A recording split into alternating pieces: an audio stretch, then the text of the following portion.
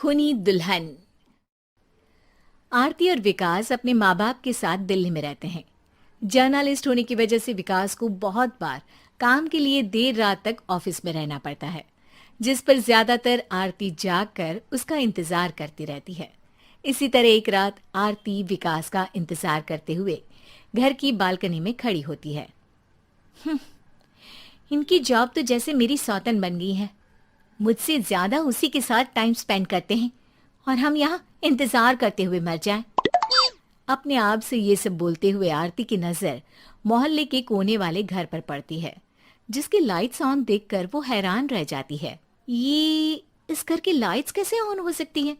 यहाँ तो सालों से कोई नहीं रहता। वो ये सोच ही रही होती है कि तभी उसे घर की खिड़की पर औरत की परछाई के साथ लाल चुन्नी दिखाई देती है, जिसे देख आरती डर से चिल्लाने लगती है। भूत! कोने वाले घर में भूत है! आरती की आवाज सुन उसके घर वालों के साथ मोहल्ले के लोग भी अपनी बालकनी में निकल आते हैं। अरे क्या हुआ? आधी रात में बावरों की तरह क्यों चिल्ला रही है? भूत! वहाँ भूत है! आरती की बात से सब उस घर की तरफ देखने लगते हैं, लेकिन वहाँ कुछ नहीं होता। भाभी जी, लगता है आपने सपना देखा होगा। मैं बालकनी में खड़ी होकर सोऊंगी क्या? बता रही हूँ, अपनी आंखों से देखा है। घर की लाइट्स ऑन थी और वहाँ किसी का साया भी था। अरे तुम अक्सर विकास भैया के इंतजार में देर रात तक जागती हो ना, क्या पता नींद पूरी नहीं होने की वजह से कोई भ्रम हुआ हो। मोहल्ले के सब लोग और आरती के सास ससुर उसे समझा ही रहे होते हैं कि अचानक उसी घर से किसी औरत के गाने की आवाज सुनाई देती है। आजा ओ मेरे प्रियतम, आजा। आवाज सुन सब हैरानी और कंफ्यूजन से उस घर की तरफ देखने लगते हैं कि तभी उन्हें लाल जोड़े में औरत का साया वहां दिखता है, जिसे देख पूरा मोहल्ला सकते में आ जाता है। अरे ये तो कोई दुल्हन है। अरे नहीं नहीं, भूत नहीं है। अरे फिर तो पक्का तेरी दुल्हन है। अरे नहीं नहीं, वो तो मायके गई है। हद है, पहले इससे निपट ले, बाद में इस पर डिस्कशन कर लेना। बड़ा भ्रम बोल रहे थे ना, अब फटी ना सबकी। और नहीं नहीं, मैं किसी से नहीं डरता भाभी जी। भूत जैसा कुछ नहीं होता।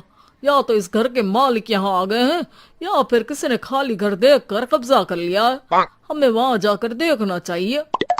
बात में लॉजिक मानकर सब बाहर इकट्ठा हो जाते हैं कि तभी विकास भी वहां पहुंच जाता है। क्या बात है? इतनी रात को पूरा मोहल्ला यहाँ कैसे? भूतिया दुल्हन की वजह से। क्या तुम्हारे अलावा भी कोई दुल्हन भूतिया हो सकती है? इस भूतनी का किस्सा निपटने दो, फिर तुम्हें अपनी भूतनी दिखाती हूँ। अब सारे लोग मिलकर विकास को पूरी बात बताते हैं, जिसे सुन वो भी उनके साथ जाने के लिए तैयार हो जाता है। जिसके बाद वो सब डरते हुए उस घर के सामने जाकर खड़े हो जाते हैं।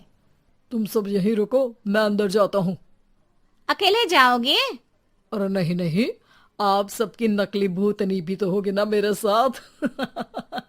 कैसा मजाक कर रहा है यार। रुक, मैं चलता हूँ साथ में। क्या मैं चलता हूँ? ये क्या गोवा घूमने जा रहे हैं जो मैं भी साथ चलता हूँ? कहीं नहीं जाओगे तुम, यहीं मेरे पास खड़े रहो। बहू, सिचुएशन समझो। हाँ, घर जाकर सुना लेना। हे भगवान, मम्मी तुम किसकी मम्मी हो? ओ, इन्हें सब कुछ अभी करना है क्या? नहीं, यहाँ पंचायत बैठा देते हैं आपके परिवार के लिए। इस पर मामला शांत करके अब वो लोग इधर उधर से घर के अंदर झांकने की कोशिश करते हैं।